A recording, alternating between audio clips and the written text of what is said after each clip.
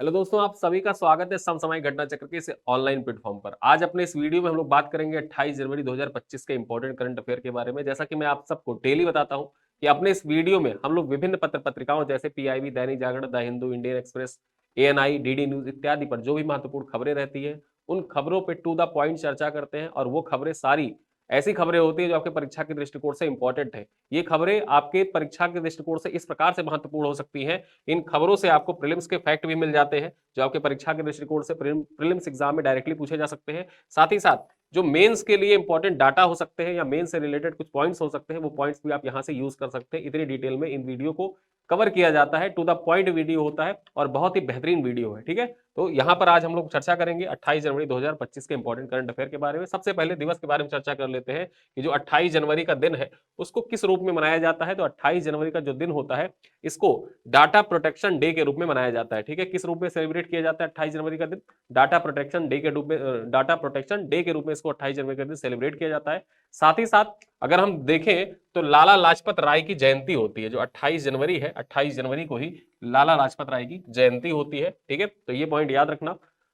28 जनवरी 1865 में लाला लाजपत राय जी का जन्म हुआ था। साइमन कमीशन के विरोध में अंग्रेजों के लाठीचार्ज में घायल हुए थे। लाठीचार्ज से घायल होने के बाद लाला लाजपत राय की 17 नवंबर 1928 को मौत हो गई थी। ठीक है, तो 17 नवंबर को इनकी मृत्यु हो गई थी और इनका जन्म कब हुआ था? 28 जनवरी 1865 को इनका जन्म हुआ था। तो इस तरीके से आपको पता चल गया कि जयंती कब होती है लाला लाजपत राय जी की। अब ये क्वेश्चन मैं यहाँ पे क्यों लगाया हूं, ये प्रश्न जैसे क्रोनोलॉजिकल ऑर्डर में आजकल यूपीपीसीएस प्रश्न पूछ रहा है प्रीलिम्स में, तो वहां पर जैसे भी जो महान विभूतियां हैं उनके जन्म वर्ष, ठीक है, जन्म वर्ष या फिर जन्म तिथि जो है, जन्म तिथि को भी आप क्रोनोलॉजिकल ऑर्डर में याद कर सकते हैं कि किसकी जयंती कब पड़ती है। ठीक है, तो उस दृष्टिकोण से देखा जाए तो ये क्वेश्चन भविष्य में बन सकता है। संभावित है कि ऐसे क्वेश्चन भविष्य में आपसे पूछे जाए, नए डायमेंशन जोड़ते हुए यूपीपीसीएस पूछ ले आपसे। इस वजह से याद रखिएगा 28 जनवरी का दिन, 28 जनवरी को लाला लाजपत राय जी की जयंती सेलिब्रेट की जाती है। देखते हैं करंट अफेयर की जो महत्वपूर्ण पॉइंट है उन पर चर्चा करें। तो सबसे पहले खबर क्या है? उदयपुर और इंदौर को वेटलैंड सिटी के रूप में मान्यता प्रदान की गई है। ठीक है, उदयपुर और वेटलैंड को, उदयपुर और इंदौर को देखा जाए तो वेटलैंड सिटी के रूप में मान्यता दी गई है। देश के स्वच्छतम शहर के रूप में नंबर 1 इंदौर और राजस्थान के उदयपुर अब दुनिया के चुनिंदा 31 वेटलैंड सिटीज में शामिल हो गए हैं। ठीक है, दुनिया में 31 वेटलैंड सिटी चुने गए, उनमें से उदयपुर और इंदौर को शामिल किया गया है। यूनेस्को के रामसर सम्मेलन में उन्हें वेटलैंड सिटी के रूप में अंतरराष्ट्रीय मान्यता और दर्जा प्रदान किया गया। ठीक है, जो यूनेस्को का रामसर सम्मेलन था उसी दौरान वेटलैंड सिटी के रूप में उदयपुर और इंदौर को चुना गया। जल स्रोतों के साथ पर्यावरण संरक्षण की कोशिश के लिए इनको मान्यता मिली है। ठीक है, तो मान्यता अगर जो पूछा जाए किस लिए दी गई है, जो वेटलैंड सिटी की मान्यता दी गई है, तो ये जल स्रोतों के साथ, ठीक है, जल स्रोतों के साथ पर्यावरण संरक्षण के लिए जो प्रयास किए गए हैं इंदौर और उदयपुर के द्वारा, उन्हीं को सेलिब्रेट करते हुए, उन्हीं को मान्यता प्रदान करते हुए इनको वेटलैंड सिटी के रूप में मान्यता दी गई है दोनों शहरों को। ठीक है, तो ये पॉइंट आपके परीक्षा के दृष्टिकोण से इंपॉर्टेंट हो जाता है, खासकर जो इन्वायरमेंट से रिलेटेड करंट अफेयर आते हैं वहां पर ये पॉइंट आपसे परीक्षा में पूछ सकता है। चलो अगली खबर देखें।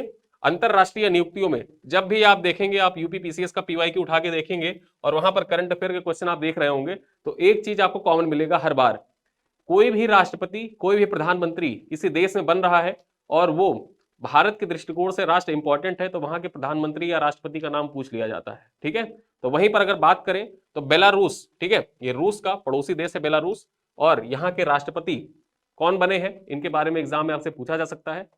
बेलारूस, लुकाशेंको ने लगातार 7वीं बार जीता राष्ट्रपति का चुनाव, यानी कि लगातार जो लुकाशेंको है ये 7वीं बार राष्ट्रपति बने हैं। और इनके बारे में देखें तो बेलारूस के राष्ट्रपति अलेक्जेंडर लुकाशेंको ने लगातार 7वीं बार राष्ट्रपति का चुनाव जीता है। वे 1994 से बेलारूस का नेतृत्व कर रहे हैं, यानी कि 1994 से लगातार, ठीक है, 1994 से लगातार बेलारूस के नेतृत्व कर रहे हैं। केंद्रीय चुनाव आयोग की शुरुआती परिणाम के मुताबिक लुकाशेंको को 86.82% वोट हासिल हुए। गौरतलब है कि बेलारूस में राष्ट्रपति का चुनाव प्रत्यक्ष वोटिंग से होता है, यानी कि जो व्यक्ति होता है वो व्यक्ति डायरेक्टली, जैसे हमारे यहाँ अप्रत्यक्ष रूप से चुनाव होता है। ठीक है, हम जनप्रतिनिधियों को चुनते हैं, जनप्रतिनिधि राष्ट्रपति को चुनते हैं, लेकिन बेलारूस है वहां पर डायरेक्ट चुनाव होता है कि आम आदमी ही राष्ट्रपति को चुनता है। संविधान के मुताबिक 50% से अधिक वोट पाने वाले उम्मीदवार विजयी घोषित कर दिया जाता है। अगर किसी को बहुमत हासिल नहीं हुआ है तो दो प्रमुख उम्मीदवार जो होते हैं उनके बीच में दूसरे दौर का चुनाव होता है। और यहाँ पर खास बात यह है कि एक तरफ जहां देखा जाए जैसे भारत है, ठीक, तो भारत में जो राष्ट्रपति का कार्यकाल होता है ये 5 साल का होता है, ठीक, 5 साल होता है। वहीं अगर हम बात कर ले रूस की, अब रूस में जो राष्ट्रपति का कार्यकाल होता है वो 6 साल होता है, ठीक है। अमेरिका की बात कर ले, अमेरिका में कितना होता है, 4 साल होता है राष्ट्रपति का कार्यकाल।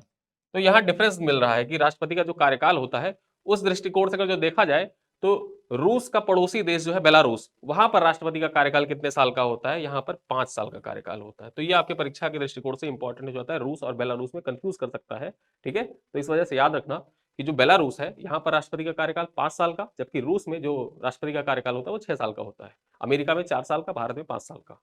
अगली खबर देखें, भारत में एआई के क्षेत्र के विकास में माइक्रोसॉफ्ट का योगदान क्या है, मतलब माइक्रोसॉफ्ट क्या क्या चीजें कर रहा है एआई के विकास के लिए भारत में, उन चीजों पर डिस्कस करते हैं। यहां पर देखिए, जो 76वीं रिपब्लिक डे परेड, मतलब रिपब्लिक डे इस बार हम लोग सेलिब्रेट कर रहे थे, उसी पे अगर जो देखा जाए, जो काउंसिलेट जनरल ऑफ इंडिया का है सिएटल में, तो वहीं पर एक समारोह का आयोजन किया गया था जिसमें सत्या नडेला, ये है माइक्रोसॉफ्ट के सीईओ सत्या नडेला, ये बोलते हुए इन्होंने बताया कि हम माइक्रोसॉफ्ट क्या कर रहा है भारत में एआई के विकास के लिए, उन्हीं सारे पॉइंट्स को यहाँ पर चर्चा की गई है, ठीक है। और एआई से रिलेटेड कोई पॉइंट आता है परीक्षा में, आपसे मेंस एग्जाम में पूछा जाता है, तो वहां पर आप इन चीजों को मेंशन कर सकते हैं। देखिए, माइक्रोसॉफ्ट ने ऐलान किया है कि कंपनी भारत में आर्टिफिशियल इंटेलिजेंस इंफ्रास्ट्रक्चर और क्लाउड को $3 अरब का निवेश करेगा, ठीक है।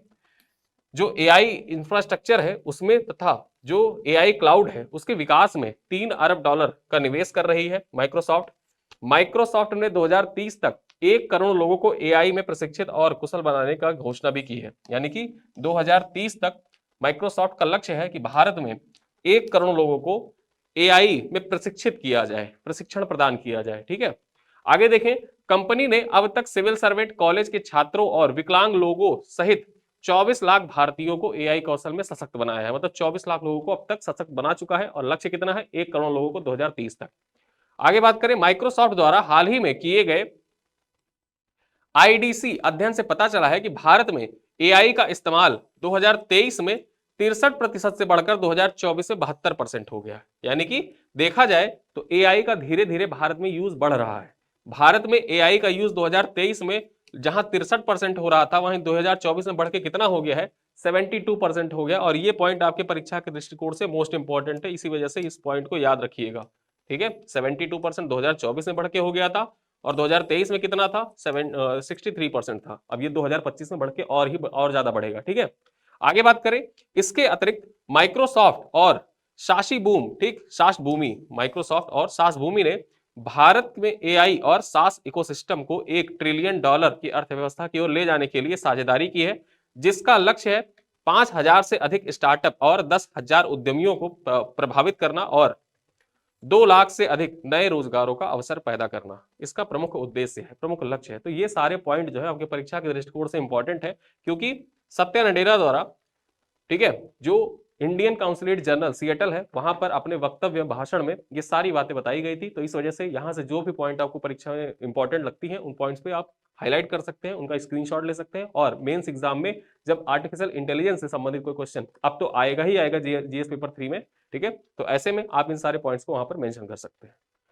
आगे देखें, अगली खबर क्या है, 2030 तक कुल वाहन बिक्री में 30 से 35% होगी ईवी की हिस्सेदारी। यानी कि इलेक्ट्रिक व्हीकल की हिस्सेदारी जो है वो धीरे धीरे बढ़ने वाली है, और कितनी बढ़ जाएगी, 30 से 35% तक हो जाएगी। कब तक, 2030 तक, ठीक है। और ये रिपोर्ट कौन कह रहा है, मतलब ये बातें कौन कह रहा है, तो एसबीआई कैपिटल मार्केट की रिपोर्ट में बताया गया है कि इलेक्ट्रिक व्हीकल की हिस्सेदारी कुल बिक्री के वित्तीय वर्ष 2030 तक बढ़कर 30 से 35% तक हो सकती है, जो 2024 में कितनी थी, 2024 में 7.4%, कितना, 7.4, एक सेकंड,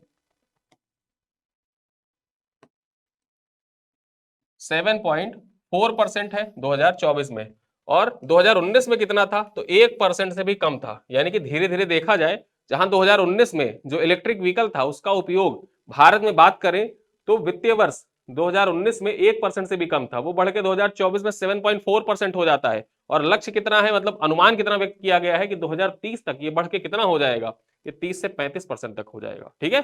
वर्ष 2030 तक 100 गीगावाट की ईवी बैटरी क्षमता प्राप्त करने के लिए लगभग 500 से 600 अरब रुपए की पूंजीगत व्यय होने का भी अनुमान व्यक्त किया गया है, ठीक है। तो यहां पर देख लीजिए कि क्या अनुमान व्यक्त किए गए हैं, और ये रिपोर्ट किसकी है, एसबीआई कैपिटल मार्केट की रिपोर्ट है। आगे बात करें, इसी दौरान चार्जिंग इंफ्रास्ट्रक्चर को बढ़ाने के लिए 200 अरब रुपए के निवेश की भी आवश्यकता होगी। मतलब 2030 तक चार्जिंग, जैसे जैसे जैसे आप देखिए अब यहाँ पे ईवी का जो परसेंटेज है मार्केट में वो बढ़ रहा है, तो परसेंटेज बढ़ने के साथ साथ में हमको चार्जिंग इंफ्रास्ट्रक्चर को भी डेवलप करना होगा। तो चार्जिंग इंफ्रास्ट्रक्चर डेवलप करने के लिए लगभग 200 अरब रुपए का इन्वेस्टमेंट करना पड़ेगा सरकार को। ठीक है, तो यहां पे ये बातें कही गई हैं किसके द्वारा, एसबीआई कैपिटल मार्केट के द्वारा। अगली खबर देखें, महाकुंभ में धर्म संसद का आयोजन।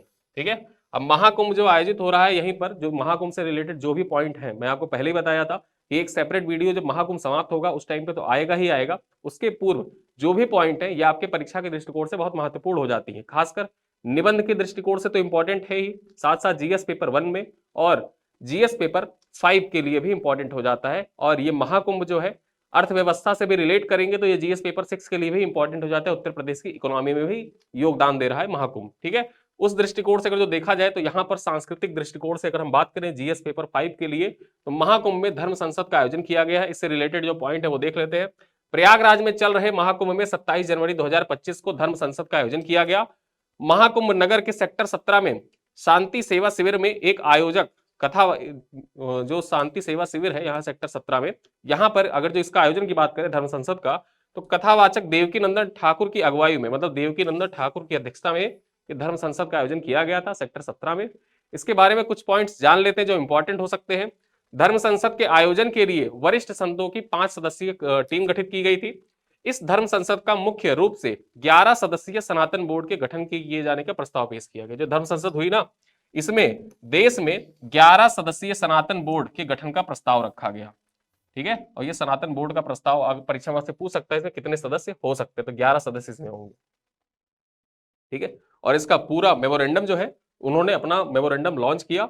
उसके बाद इन्होंने बताया कि जो सदस्य, जो सनातन बोर्ड होगा, सनातन बोर्ड में कुल कितने सदस्य होंगे, इसमें कुल 11 सदस्य होंगे, जिसमें 3 महामंडलेश्वर होंगे, 4 जगत गुरु होंगे और कुछ अन्य महत्वपूर्ण संत इसमें शामिल होंगे। ठीक है, तो ये इंपॉर्टेंट खबर थी।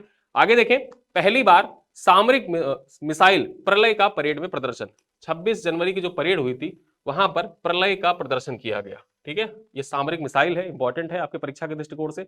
यूपीपीसीएस 2024 आपने प्रीलिम्स परीक्षा दिया, उसमें देखा जो डिफेंस टेक्नोलॉजी है वहां से रिलेटेड भरपूर क्वेश्चन पूछे गए, वहां पर ये सारे प्रश्न इंपॉर्टेंट हो जाते हैं आपके एग्जाम के लिए। देखें तो कर्तव्य पथ पर पहली बार सतह से सतह पर मार करने वाली सामरिक मिसाइल प्रलय का प्रदर्शन किया गया है। तो यहां पर क्या पता चलता है, ये सरफेस टू सरफेस मिसाइल है, सतह से सतह पर मार करने वाली। ठीक है, यानी कि सतह से लॉन्च किए और सतह पर जाके ही, जैसे एक होता है हवा से सतह पर मार करने वाली, एक होता है जल से सतह पर मार करने वाली, एक सतह से सतह पर मार करने वाली। ठीक है, तो ये सतह से सतह पर मार करने वाली मिसाइल है, प्रलय इसका नाम है। इसके बारे में कुछ चीजें और जानते हैं। डीआरडीओ द्वारा विकसित प्रलय मिसाइल परमाणु आयुध ले जाने में भी सक्षम है, यानी कि ये परमाणु आयुध जो होता है उसको ले जाने में कैपेबल है प्रलय मिसाइल। और किसके द्वारा विकसित किया गया है, डीआरडीओ के द्वारा इसका विकास किया गया। परीक्षा में से डायरेक्टली पूछ ले कि प्रलय मिसाइल का विकास किसके द्वारा किया गया है। ठीक है, डीआरडीओ के द्वारा इसका विकास किया गया है। कुछ पॉइंट्स और जान लेते हैं जो आपके परीक्षा के दृष्टिकोण से बहुत ही महत्वपूर्ण है।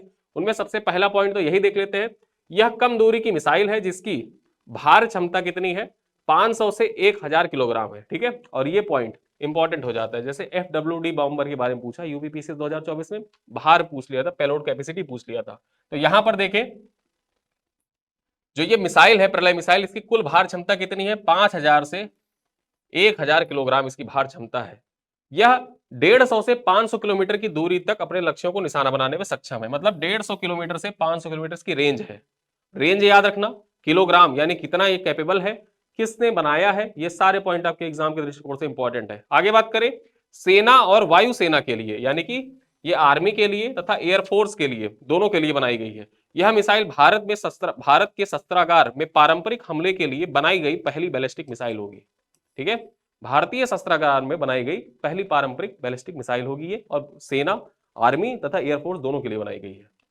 आगे बात करें, सेना ने कर्तव्य पथ पर बनाए 2 विश्व कीर्तिमान। कर्तव्य पथ पर जो परेड का आयोजन किया गया उसी दौरान 2 विश्व कीर्तिमान स्थापित किए गए हैं। यहां परीक्षा में मतलब बोर्ड पे आप देख सकते हैं। ठीक है, डेयर डेविल्स, इनको डेयर डेविल्स के नाम से जाना जाता है। बात करें यहाँ पर पॉइंट क्या है, गणतंत्र दिवस परेड में सेना के डेयर डेविल टीम ने 2 विश्व रिकॉर्ड बनाए हैं। कैप्टन डिंपल सिंह भाटी चलती बाइक पर 12 फुट की सीढ़ी पर चढ़कर राष्ट्रपति द्रौपदी मुर्मू को सलामी देने वाली सेना की पहली महिला अधिकारी बनी है। ठीक है, तो ये पॉइंट आपके परीक्षा के दृष्टिकोण से इंपॉर्टेंट हो जाता है, इनका नाम इंपॉर्टेंट हो जाता है। यहां आप देख सकते हैं चलती बाइक पर 12 फीट ऊंची सीढ़ी पर खड़े होकर सलामी देने का रिकॉर्ड किसने बनाया है, एग्जाम में आपसे डायरेक्टली पूछ ले, नाम टिक करके आइएगा, डिंपल सिंह भाटी। ठीक है, और ऐसा करने वाली ये पहली महिला अधिकारी है आर्मी की, सेना की।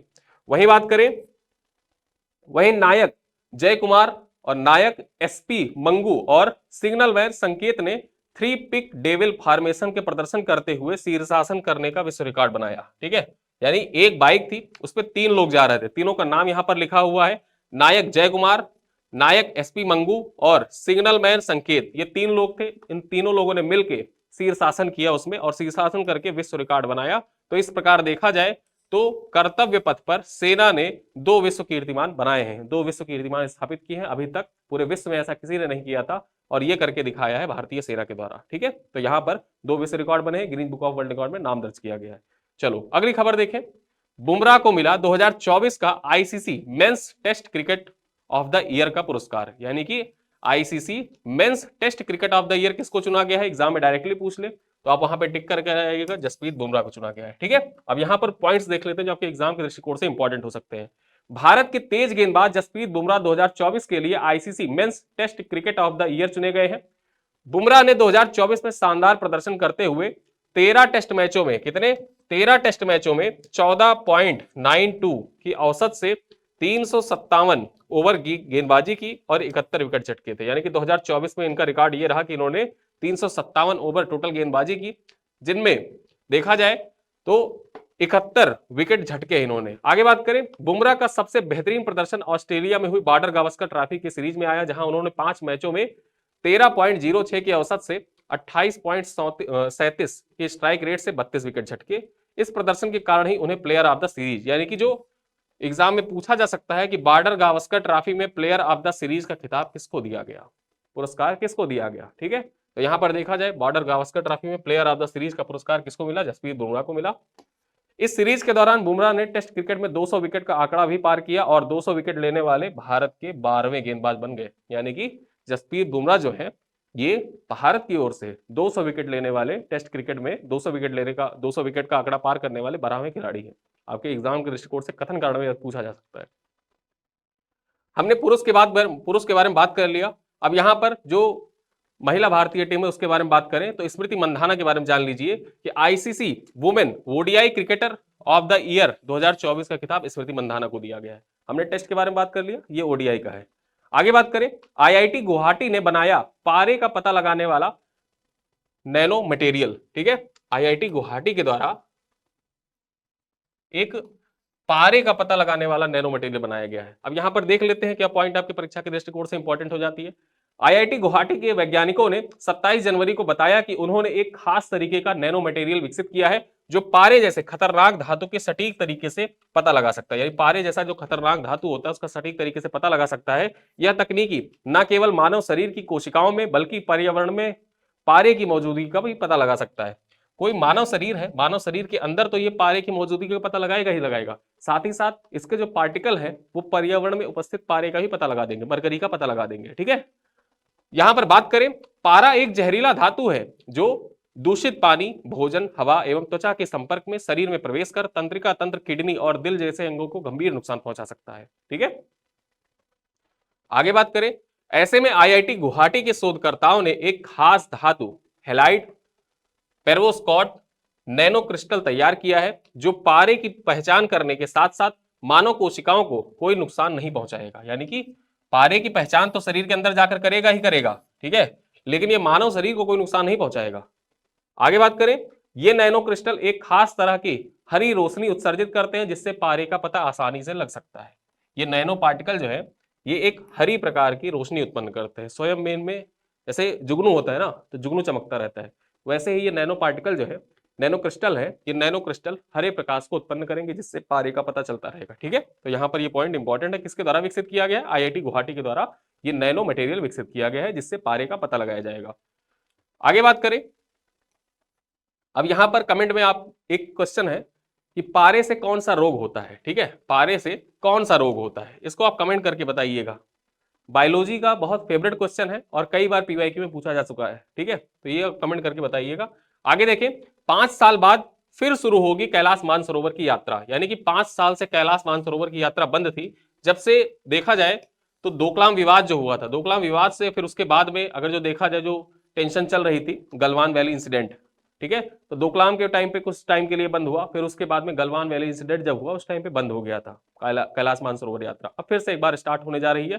तो यहां पर देखें, भारत और चीन ने इस साल गर्मियों से कैलाश मानसरोवर यात्रा फिर से शुरू करने का फैसला किया है। विदेश सचिव विक्रम मिश्री 26-27 जनवरी को चीन की यात्रा के दौरान यह महत्वपूर्ण घोषणा की गई, ठीक है, इंपॉर्टेंट हो जाता है आपके परीक्षा के दृष्टिकोण से। मैंने आपको पहले ही बताया था, विक्रम मिश्री जो है विदेश सचिव है और ये 26-27 यानी कि 26 जनवरी और 27 जनवरी को 2 दिवसीय चीन की यात्रा पर गए हुए थे। और अपनी चीन यात्रा के दौरान जब ये गए वहां के अधिकारियों से और वहां के विदेश मंत्री से मिले, तो वहां पर एक क्रक्स निकल कर आया, सबसे महत्वपूर्ण फैसला यह निकल कर आया कि 5 साल बाद फिर से शुरू हो जाएगी कैलाश मानसरोवर यात्रा, ठीक है।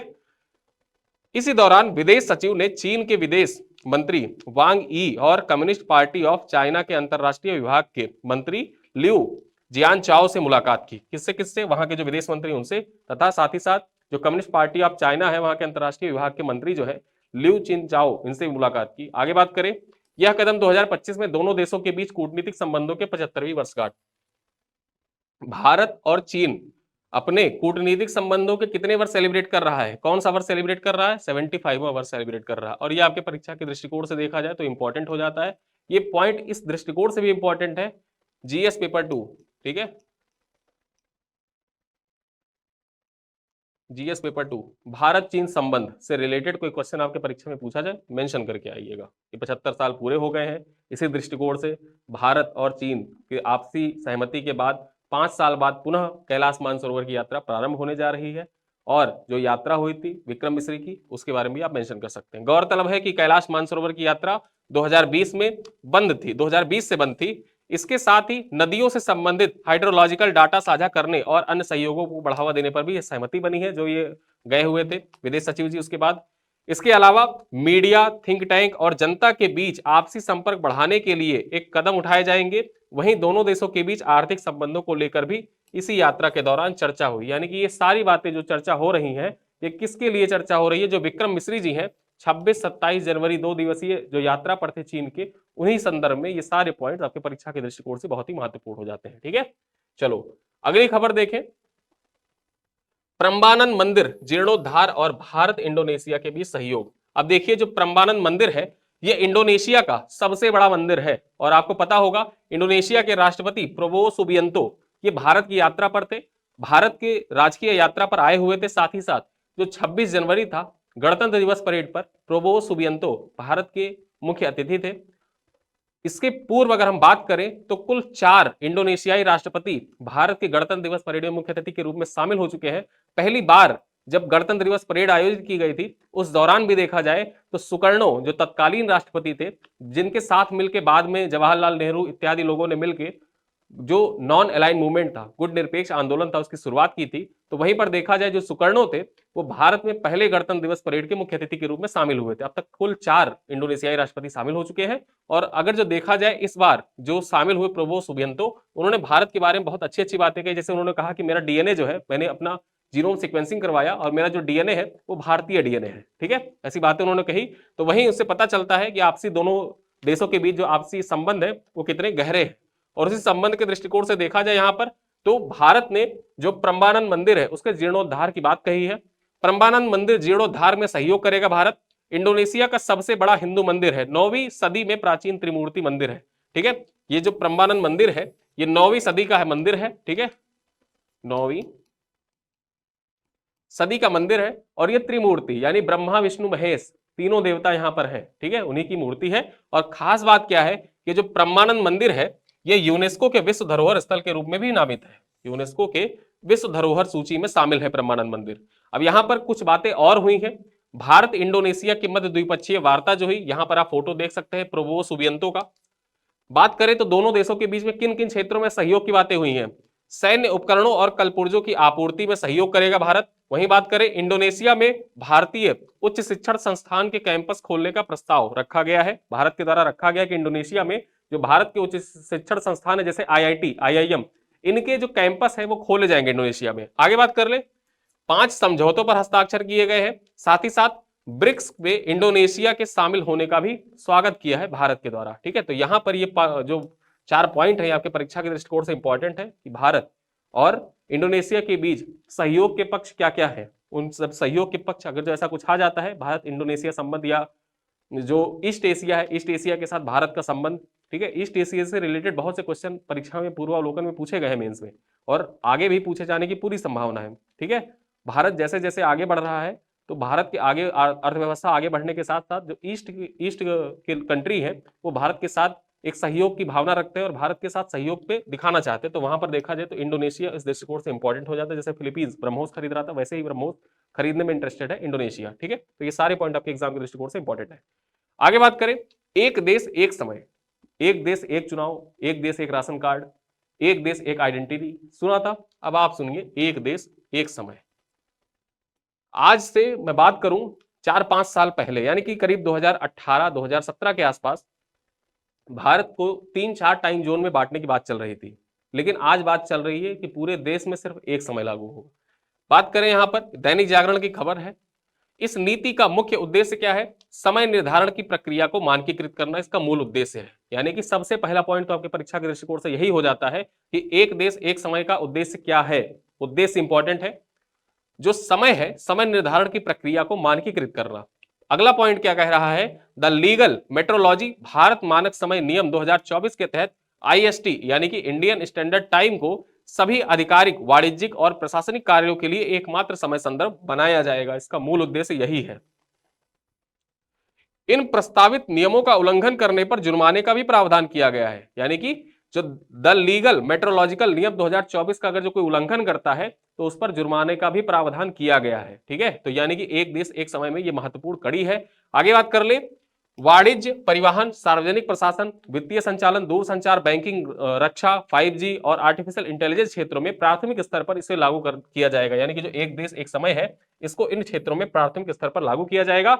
इसके लिए उपभोक्ता मामलों के विभाग, राष्ट्रीय भौतिक प्रयोगशाला और इसरो के साथ मिलकर समय प्रसार तंत्र को मजबूत करेगा। यानी कि जो उपभोक्ता मामलों का विभाग है, ये उपभोक्ता मामलों का विभाग किसके साथ मिलकर?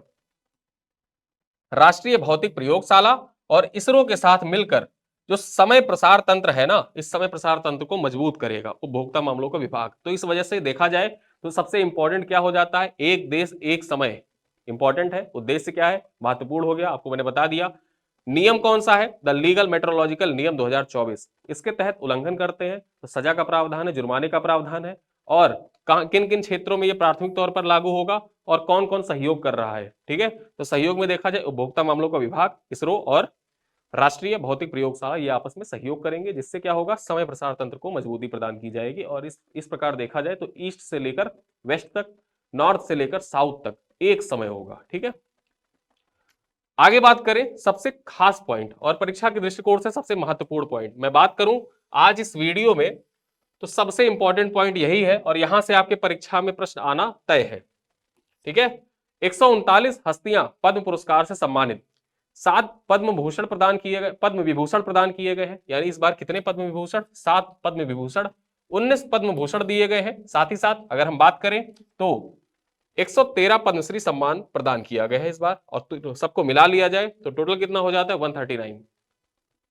अब 139 में बात करें तो 23 महिलाएं शामिल हैं। कितनी महिलाएं शामिल हैं इस बार?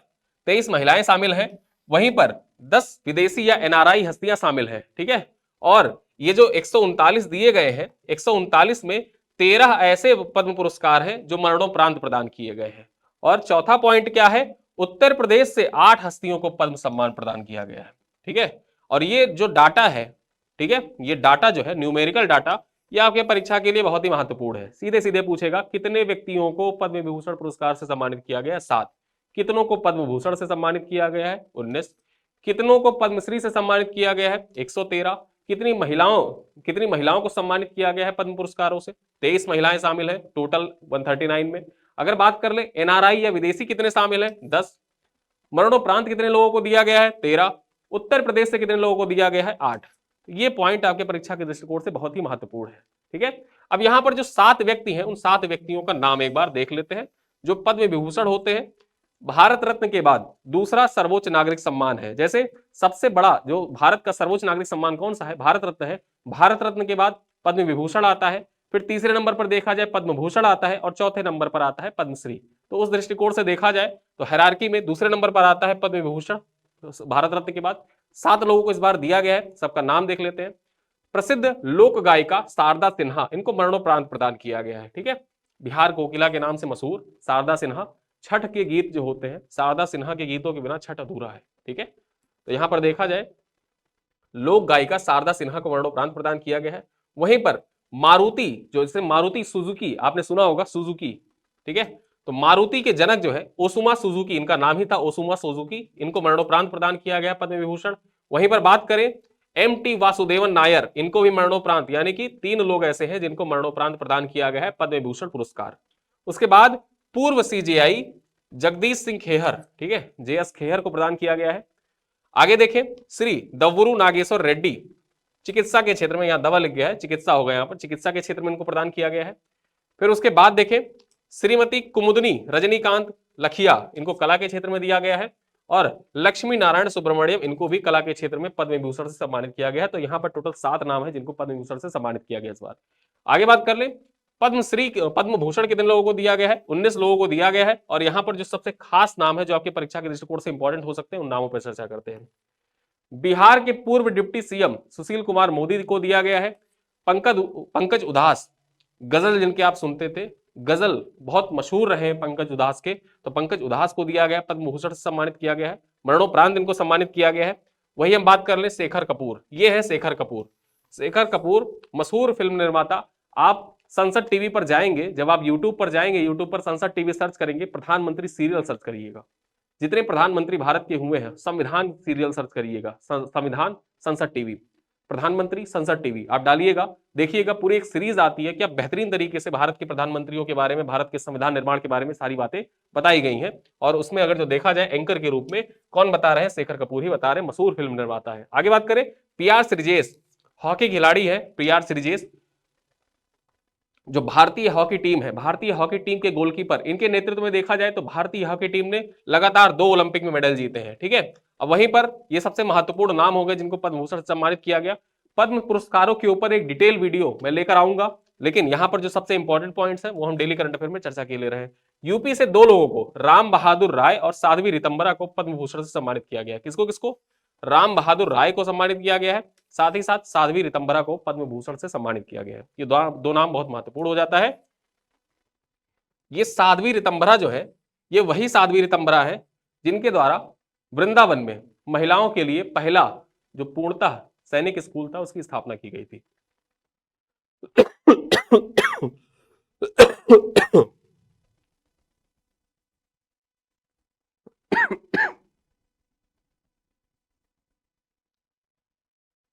ठीक है, महिलाओं के लिए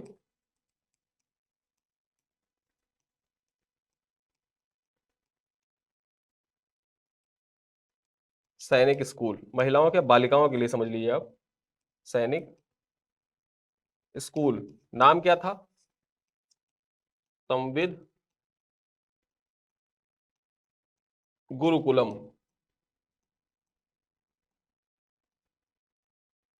संविद गुरुकुलम। ठीक है, तो यहां पर हमने पद्म भूषण अवार्ड के बारे में चर्चा कर ली। आगे देखें पद्मश्री। अब पद्मश्री से 113 लोगों को सम्मानित किया गया है और सभी लोगों का नाम पद्मश्री में अगर जो देखा जाए तो सब में जो सब नाम दिए गए उन सब में जो सबसे इंपॉर्टेंट नाम है वहीं पर यहाँ बताए गए हैं। आप उन नामों को देखिए और किस दृष्टिकोण से ये इंपॉर्टेंट है ये मैं आपको बता दे रहा हूँ। गायक अरिजीत सिंह, बताने की जरूरत नहीं है, अरिजीत सिंह का नाम किसी से मतलब किसी परिचय का मोहताज नहीं है।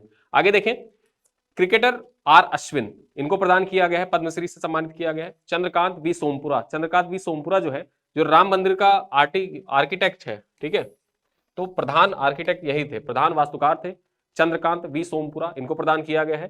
पूर्व कुश्ती कोच सतपाल सिंह को प्रदान किया गया, पद्मश्री से सम्मानित किया गया है। वही अरुंधति भट्टाचार्य, ठीक है। अरुंधति भट्टाचार्य, पता नहीं कितनी किताबें आप अरुंधति भट्टाचार्य के बारे में सुन चुके हैं किताबों में, और बहुत सी किताबें लिख भी चुकी हैं। तो अरुंधति भट्टाचार्य को प्रदान किया गया है। वहीं हॉकी खिलाड़ी हरविंदर सिंह, ठीक है, हरविंदर सिंह को भी पद्मश्री से सम्मानित किया गया है। अब यहाँ पर खास क्या हो जाता है, यूपी स्पेशल के दृष्टिकोण से देखा जाए तो यूपी से जो 113 लोगों को पद्मश्री से सम्मानित किया गया, उसमें 6 लोग ऐसे हैं जिनको पद्मश्री जो उत्तर प्रदेश से संबंधित है, और वो कौन कौन से 6 लोग हैं देख लेते हैं।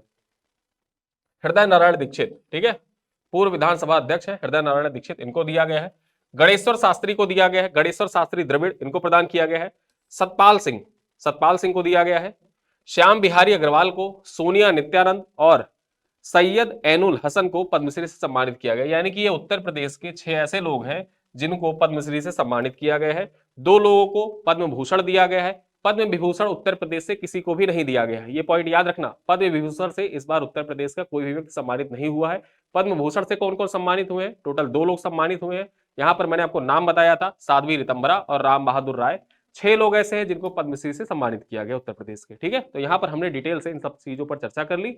अब आइए देखते हैं इसी स्लाइड पर आधारित आज का सवाल क्या है आपके परीक्षा के दृष्टिकोण से इंपॉर्टेंट, जिन पे हम एमसीक्यू कर सकते हैं, और वो एमसीक्यू आप तैयार करके रखिएगा। देखिए पहला प्रश्न क्या कह रहा है, निम्नलिखित में से कौन सा कथन सही है। प्रलय मिसाइल सतह से सतह पर मार करने वाली सामरिक मिसाइल है जिसे परमाणु आयुध ले जाने में सक्षम बनाया गया है। दूसरा कथन कह रहा है यह मिसाइल केवल वायुसेना के लिए बनाई गई है। विकल्प है केवल कथन 1 सही है, केवल कथन 2 सही है, दोनों सही है, ना तो 1 सही है ना ही 2 सही है।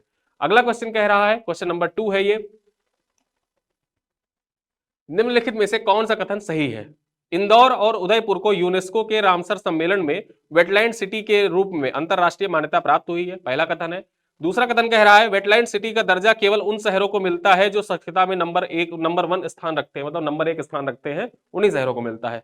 विकल्प दे रखा है केवल कथन 1 सही है, केवल कथन 2 सही है, दोनों कथन सही है, दोनों कथन गलत है।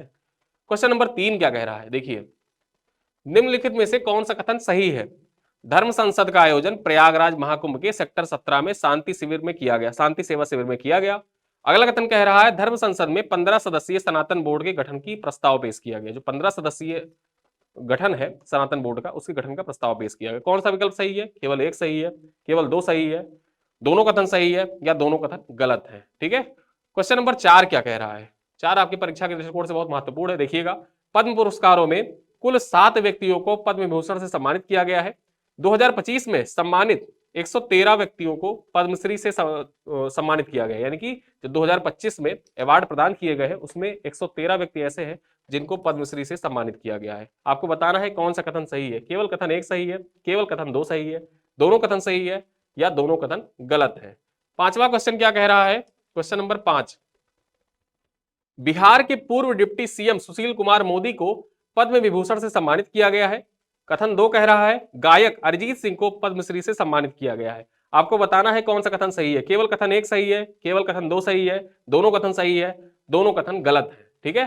तो यहां पर देखा जाए मैंने आपसे 5 क्वेश्चन पूछे हैं, इन 5 क्वेश्चन का उत्तर आपको कमेंट बॉक्स में लिखना है। मैं आपसे डेली कहता हूं सारे प्रश्नों को अटेम्प्ट किया करिए, और क्वेश्चन के बारे में जितना आप डिटेल से लिखेंगे उतना आपके लिए ही अच्छा होगा, आपको रिवीजन करने में आसानी होगी। एक बार जब आप कोई चीज लिख देते हैं तो आप उसको भूलते नहीं है। तो इसी वजह से कोशिश किया करिए कि आप जितनी चीजें उस टॉपिक के बारे में जो प्रश्न पूछा जा रहा है, जितनी बातें आपको पता हो, वो सारी बातें आप कमेंट बॉक्स में लिख दिया करिए, ठीक है। वीडियो कैसा लगा बताइएगा। वीडियो से रिलेटेड कोई भी आपकी क्वेरी होगी आप कमेंट बॉक्स में पूछ सकते हैं, कमेंट बॉक्स खुला रहता है सभी के लिए, मैं पर्सनली आप लोगों के कमेंट के रिप्लाई भी कर देता हूं। तो इसी वजह से वीडियो को अपने दोस्तों के साथ साझा करिएगा, लाइक करिएगा। मिलते हैं अगले वीडियो में, तब के लिए धन्यवाद।